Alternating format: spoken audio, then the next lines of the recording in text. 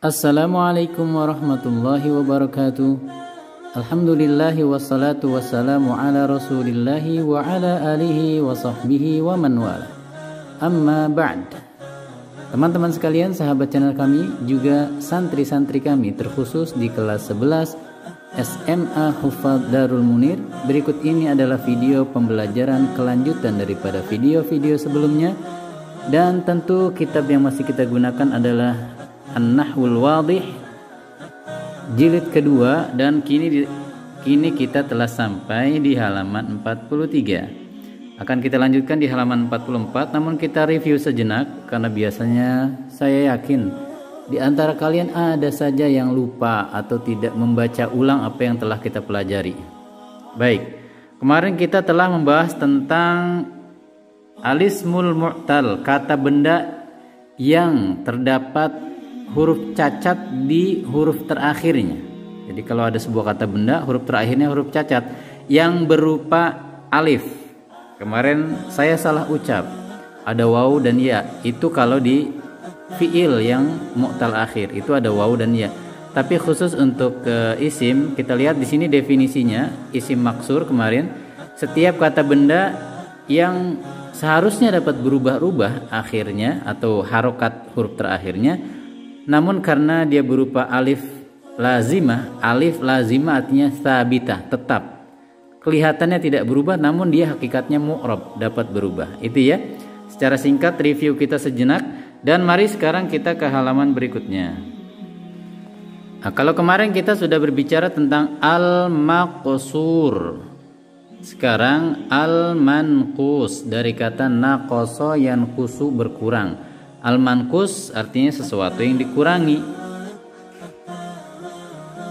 Wa ahwalu i'rabuhu, dan kondisi-kondisi tanda i'rabnya, harokat huruf terakhirnya.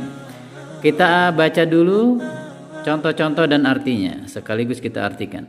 Farra al-jani, pendosa atau kriminal itu berlari atau kabur ya, entah dari tahanan atau dari TKP. Adalal qadhi, hakim itu telah memutuskan perkara dengan adil. Nadal munadi, nada yunadi artinya memanggil, menyeru. Al munadi orang yang berseru. Kemudian yandamul baghi, al baghi dari kata bagha yabghi, melampaui batas. Sedangkan yandamu fi'il mudhari dari kata kerja lampaunya nadima, menyesal. Mudah-mudahan yang namanya nadim bukan orang yang suka menyesal ya. Karena baik. Kemudian di sini ada habastul jani. Habastu al-janiya. Nah, di sini ada kata-kata benda yang terulang karena memang itu yang menjadi topik kita pada kesempatan kali ini. Aku memenjarakan atau menahan seorang kriminal. Kemudian nomor 2, nahtarimu harusnya ya. Nahtarimul qadiyah, fathah, al-janiyah, al-qadiyah. Kami menghormati hakim. Sami'tu al-munadiyah, aku mendengar orang yang berseru. Yakrahun nasul bagiyah, orang-orang membenci atau tidak menyukai orang yang melampaui batas. Oke, jadi intinya di kelompok pertama itu sebagai fa'il, pelaku, harusnya dhammah, marfu. Kelompok kedua sebagai maf'ul bi, objek, dan sudah terlihat tanda maf'ul bi-nya yaitu mansub, fathahnya ada. Sekarang kalau didahului oleh harful jar, ingat ya, yang kita bicarakan itu kata benda. Kata benda itu bisa didahului, dimasuki atau didahului oleh harful jar. Nadhartu ila al-jani. Nah, hilang lagi harokat terakhir daripada huruf terakhirnya. Al-jani tidak berharokat. Ni itu harokat sebelum terakhir, nunnya, bukan huruf terakhir. Qumna ijlalan lil qadhi, kami berdiri untuk menghormati hakim. Asghaitu ilal munadi, aku mendengarkan baik-baik orang yang berseru. Alal bagi, hendaknya seorang yang melampaui batas, tadurud dawair, atau orang yang melampaui batas akan terkena hukum karma kalau bahasa sehari-hari kita. Tadurud dawair itu artinya berputar sesuatu yang Ya memang kehidupan ini kadang di atas, kadang di bawah. Sekarang dia berkuasa bisa semena-mena, besok bisa di bawah terinjak-injak. Begitu kira-kira ya. Oke, sekarang kita ke al-bahthu. Al-kalimat. Langsung saja. Al-jani dan al-qadi, al-munadi, al-bagi, semuanya adalah kata benda yang dapat berubah-ubah harokat akhirnya karena pengaruh daripada yang mempengaruhinya. Faktornya seperti sebagai pelaku kah, sebagai objek kah, didahului harful jar kah.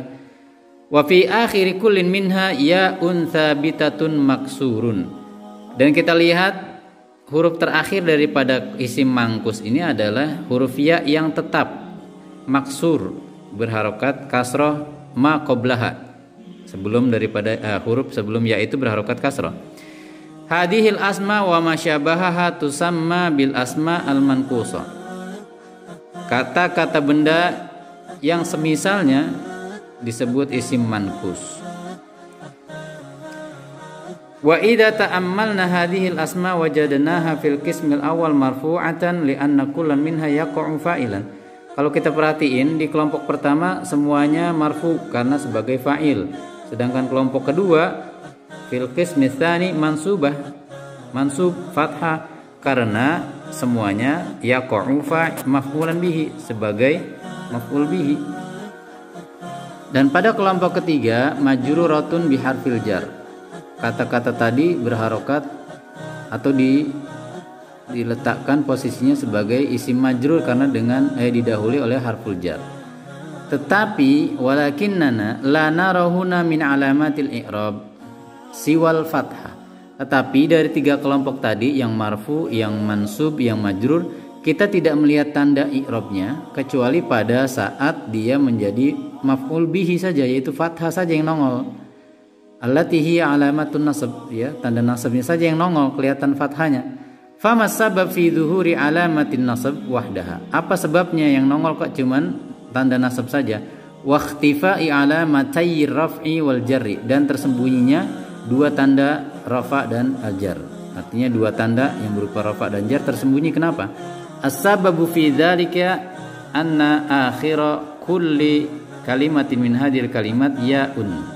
Karena semua kata-kata tadi berakhiran huruf ya, wal ya'u yakhifu atau ya yakhifu dhuhurul fathah 'alaiha. Karena dalam bahasa Arab harokat fathah itu akan ringan diucapkan kalau diletakkan di atas ya. Wa yathqulu dhuhuru kullin minadh dhamma wal kasrah. Sedangkan huruf ya kalau dikasih harokat dhamma dan kasrah itu berat bagi orang Arab loh ya. Karena kita bicara bahasa Arab. Walidzalika tunsabu hadhil asma bi fathatin dhahira. Oleh karena itu saat mansub kata benda isim maksur isim mankus ini tanda mansubnya jelas, tanda nasabnya jelas. Wa turfa wa tujarru bi dhammatin wa kasratin muqaddarataini 'alal ya. Sedangkan saat marfu dan majrur dhammah dan kasrohnya tersembunyi. Itu sebabnya ya. Perkara lisan berat atau susah atau gampang ya. Dan langsung kita ke kaidah. Al mankusu huwa kullus min mu'rabin akhiruhu ya'un lazima maksurun ma qablaha. Isim mankus ya, patokannya nih dengerin. Setiap kata benda yang sebenarnya bisa berubah-ubah tergantung posisinya dalam sebuah kalimat. Pelaku kah, objek kah, didahului harful jar kah?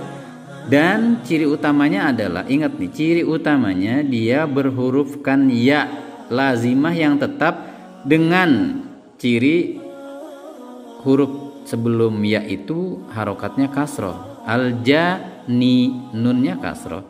Al-qadi ya, do-nya kasroh. Apalagi tadi ya, pokoknya sebelumnya kasroh maka itu isim mankus.